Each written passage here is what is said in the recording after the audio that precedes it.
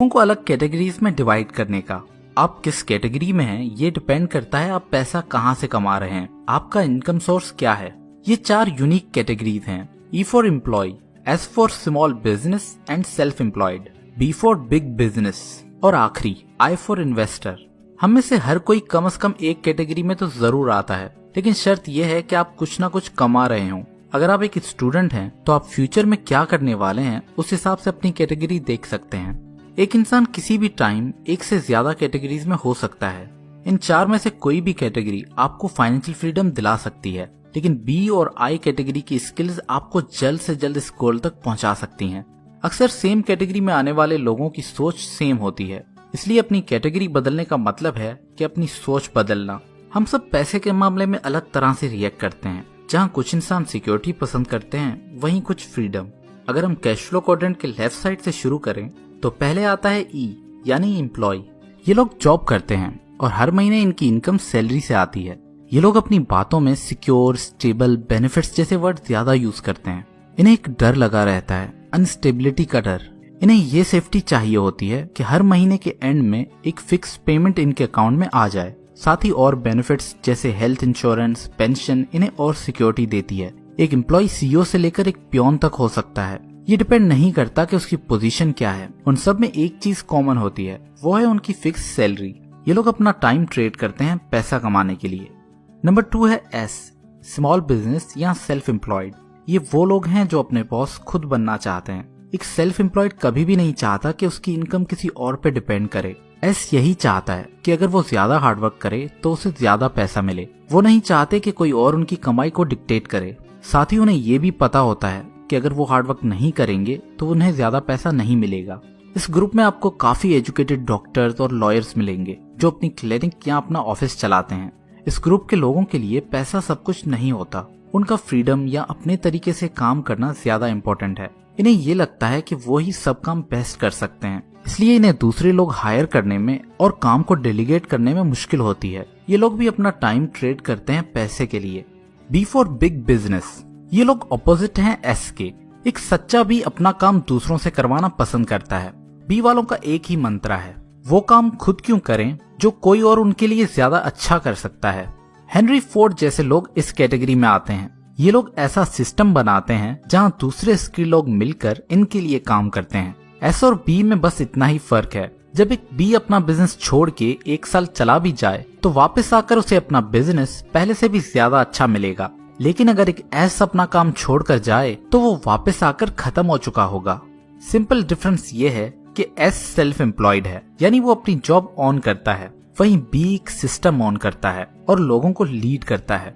Number 4, I for investor.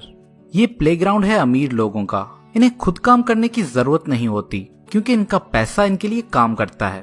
दोस्तों, ये matter नहीं करता कि आप किस कैटेगरी से पैसे कमाते हैं, लेकिन अगर आपको अमीर होना है तो आपको वो पैसे I कैटेगरी में लाने ही पड़ेंगे। I में ही आपका पैसा आपके लिए काम करता है। I में ही पैसा दौलत में कन्वर्ट होता है।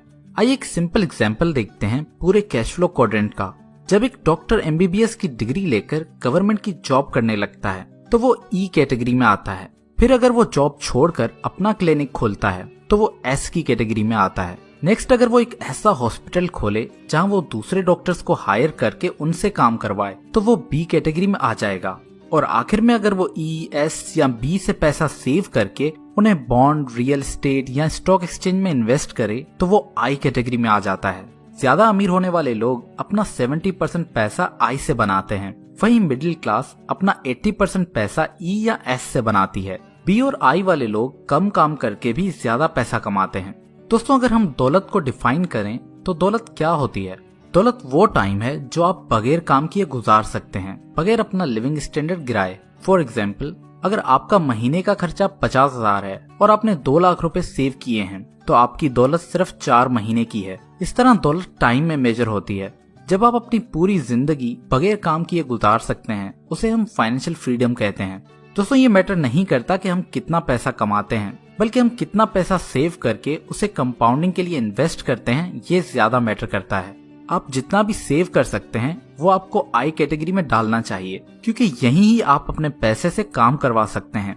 दुनिया में ज्यादातर लोग E या S यानी लेफ्ट साइड से ही बिलोंग करते हैं। क्योंकि हमारे स्कूल और घर वाले हमें लेफ्ट साइड के लिए ही ट्रेन करते हैं। इसलिए ज्यादातर लोग डर और लैक ऑफ नॉलेज की वजह से कभी रिस्क ही नहीं लेते, फिर भले उन्हें रिटर्न में कुछ भी मिल रहा हो। रिस्क की बेसिस पे 4 अलग किस्म के लोग होते हैं। पहले रिस्क अवर्स, ये लोग रिस्क अवॉइड करते हैं, अपना पैसा बैंक या गोल्ड में ही रखते हैं। दूसरे जो फाइनेंशियल एडवाइजर यूज करते हैं, जैसे म्यूचुअल फंड्स या इंश्योरेंस। तीसरे गैम्बलर्स, जो इन्वेस्टिंग को बस चांस का गेम समझते हैं। और चौथे हैं इंटेलिजेंट इन्वेस्टर्स, जो इन्वेस्टिंग को नॉलेज और स्किल की गेम समझते हैं। आई क्वाड्रेंट पे आने के लिए आपके पास 2 रास्ते हैं। अगर आपको इन्वेस्टिंग के बारे में बिल्कुल भी नॉलेज नहीं है तो आपको एक अच्छा फंड मैनेजर ढूंढ के उसके म्यूचुअल फंड में इन्वेस्ट करना चाहिए। लेकिन अगर आपको इन्वेस्टिंग में इंटरेस्ट है तो आप वैल्यू इन्वेस्टिंग के बारे में पढ़ना और सीखना शुरू करें और साथ ही स्टॉक मार्केट में इन्वेस्ट करके उसे प्रैक्टिस करें। दोस्तों, अगर आप अभी ई या एस क्वाड्रेंट में हैं तो आपको क्या करना चाहिए? पहले तो बिना टाइम गवाए आप जितना हो सकता है उतना सेव करें और उसे आई क्वाड्रेंट में इन्वेस्ट करें।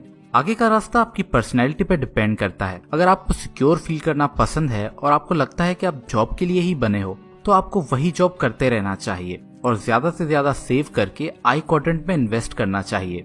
लेकिन अगर आपको फ्रीडम पसंद है और आप रिस्क को मैनेज करना जानते हैं तो फिर एक सिस्टम बनाने की ट्राई करें जहां आपका ई या एस वाला काम बी में कन्वर्ट हो जाए और उसे चलाने के लिए आपकी जरूरत ना हो। फिर अपने बिजनेस को ग्रो करने के अलावा जो भी सेविंग्स हो उसे आई में इन्वेस्ट करते जाएं। यानी आप ई या एस से मूव करके बी और आई में आ जाएं, जो आपको जल्द से जल्द अमीर बनाएगा।